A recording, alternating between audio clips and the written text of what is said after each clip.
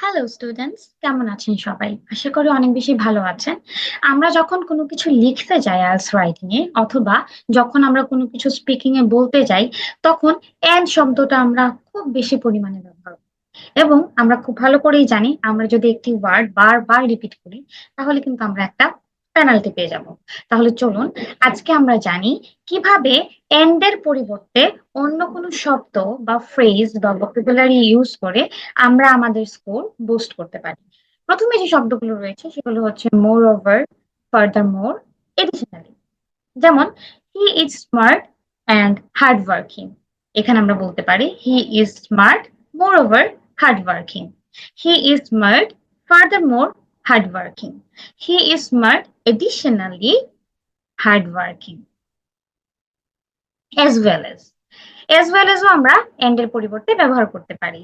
she sings and dances beautifully. she sings as well as dances beautifully. along with আমরা যখন একই জাতীয় কোনো কিছু করতে যাই তখন আমরা along with বলতে পারি। যেমন he went to the store and bought some groceries. আমরা এখানে বলতে পারি he went to the store along with buying some groceries. যেহেতু with একটি প্রিপোজিশন, প্রিপোজিশনের পরে যে কোনো ভার্ব থাকলে সেটা আইএনজি হয়ে যায় টু ব্যতীত। নট অনলি বাট অলসোর সাথে আমরা স্কুলেই পরিচিত হয়েছি। He is talented and dedicated. He is not only talented but also dedicated.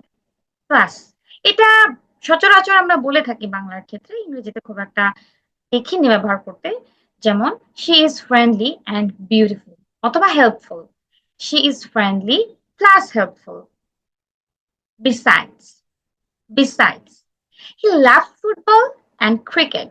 He loves football besides cricket. Coupled with, এটা অনেক সুন্দর একটি vocabulary.